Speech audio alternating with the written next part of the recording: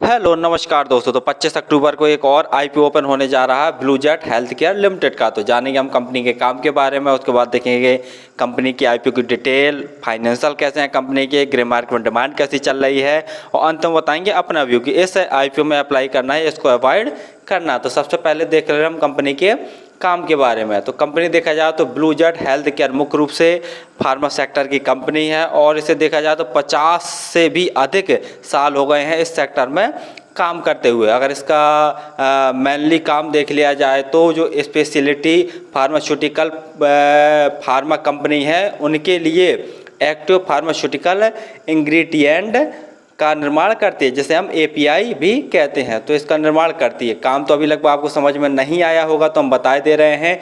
जो एपीआई होता है किसी भी दवा का मेन कंपोनेंट्स। जैसे आपको बुखार चढ़ा है या बुखार के लिए दवा है, तो बुखार के लिए आपने जैसा देखा होगा कि मार्केट में भिन्न भिन्न टैबलेट्स आती हैं। जैसे देख लिया जाए तो एक पैरासीटामोल करके ही आती है, दूसरा डोलो टैबलेट्स आती है।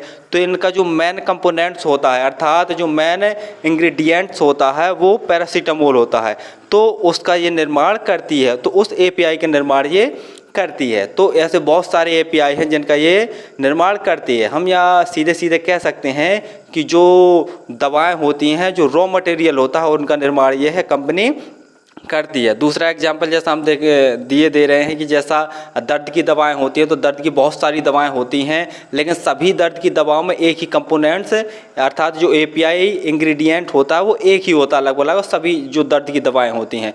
तो जो मेन वो कंपोनेंट्स होता है उन्हीं का ये मैन्युफैक्चर करती है। तो अब लगभग कंपनी का आपको काम समझ में आ गया होगा। चलिए अब देख ले हम आईपीओ की डिटेल के बारे में।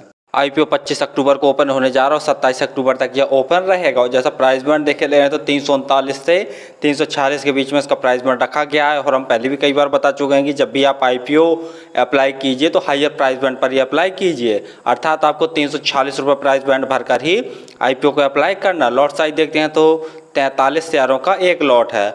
और अगर इसका टोटल इशू साइज देख ली जाए इस आईपीओ का तो 840 करोड़ का लगभग टोटल इशू साइज रखा गया है।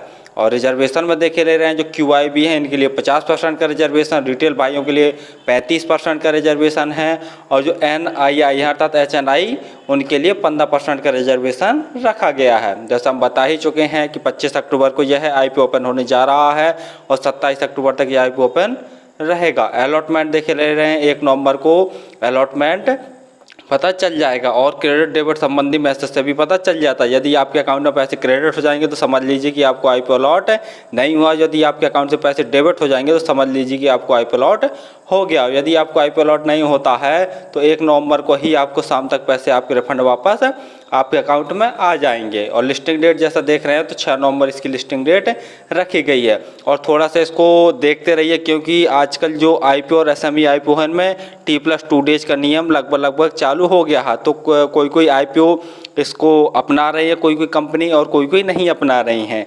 तो थोड़ा सा देखिए, जैसे अगर आज इसकी क्लोजिंग डेट है तो इसके 2 दिन के अंदर ही यानी 2 दिन बाद तक इसको लिस्टिंग करना ही पड़ेगा शेयर मार्केट में। कोई इस नियम को फॉलो कर रही है कंपनी, कोई नहीं कर रही है। तो हो सकता है कि जल्दी भी इसका अलॉटमेंट पता चल जाए। यदि जल्दी अलॉटमेंट हो जाता है तो लिस्टिंग भी जल्दी हो जाएगी। तो इस चीज़ को भी थोड़ा सा देखते रहिए। वैसे कंपलसरी ये नियम नहीं है, लेकिन कोई नियम जो ये कंपनी है इस नियम को फॉलो करने लगी है। और यदि आप रिटेल कैटेगरी में 1 लॉट अप्लाई करते हैं तो उसके लिए आपको लगभग 14,878 रुपये खर्च करने पड़ेंगे। और अगर स्मॉल एचएनआई कैटेगरी में आपको अप्लाई करना है तो उसके लिए आपको 14 लॉट अप्लाई करने पड़ेंगे और 2,08,292 रुपये खर्च करने पड़ेंगे। आईपीओ आने से पहले जो इनकी प्रमोटर होल्डिंग वो 100% थी, और आईपीओ आने के बाद जो इनकी प्रमोटर होल्डिंग बचेगी वो 86% बचेगी। पी देख रहे हैं तो 37.49 है, यानी ठीक ठाक ही है।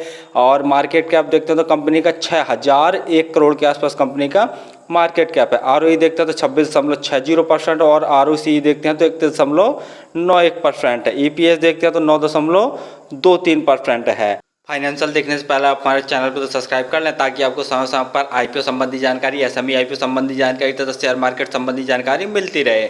तो जैसा देख रहे हैं टोटल एसेट्स देख रहे हैं तो साल दर साल टोटल एसेट्स में काफ़ी ग्रोथ देखने को मिल रहा है कंपनी के। वहीं अगर टोटल रेवेन्यू की बात करते हैं तो मार्च 2021 में कंपनी का रेवेन्यू 507 करोड़ था, मार्च 2022 में बढ़कर 702 करोड़ हो गया, मार्च 2023 में काफ़ी अच्छी ग्रोथ देखने को मिली, 744 करोड़ का नेट रेवेन्यू हो गया कंपनी का। वहीं देखते हैं कि जून 2023 अगर यानी देखा जाए तो 3 महीने के अंदर ही कंपनी ने 184 करोड़ का नेट इनकम कंपनी ने जनरेट कर लिया है। यानी देखा जाए तो रेवेन्यू में काफ़ी अच्छा ग्रोथ देखने को मिल रही है साल दर साल।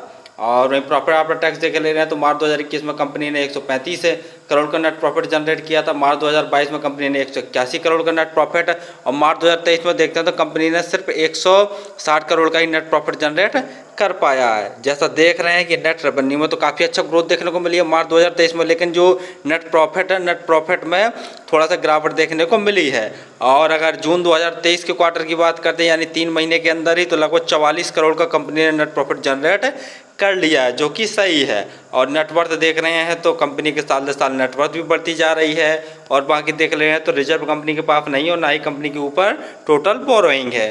ग्रे मार्केट में डिमांड देख ले रहे हैं तो 90 रुपये पर शेयर की ग्रे मार्केट में डिमांड चल रही है और 43 शेयरों का एक लॉट होता है। 90 गुणा 43 करके देखते हैं तो एक लॉट में लगभग 3,870 रुपये जैसा प्रॉफिट आज की डेट में दिखा रहा। परसेंटेज वाइज देखते हैं तो लगभग 26% जैसा प्रॉफिट आज की डेट में निकल के आ रहा है। यानी देखा जाए तो ग्रे मार्केट में इसकी बम्पर डिमांड चल रही है।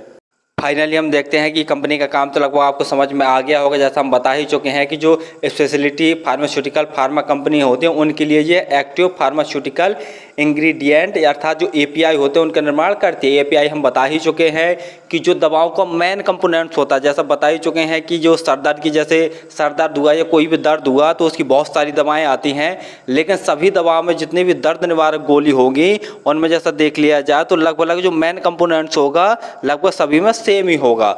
तो उसी मेन कंपोनेंट्स का निर्माण ये करती है जिसे हम एपीआई के नाम से जानते हैं। तो बहुत सारे एपीआईस होते हैं, बहुत सारे मेन कंपोनेंट्स होते हैं, तो उनका निर्माण यह है कंपनी करती है और उनको सेल करती है। और यह कंपनी अपने लिए जो रॉ मटेरियल है वह अमेरिका तथा यूरोप से देखा जाए तो इम्पोर्ट करती है।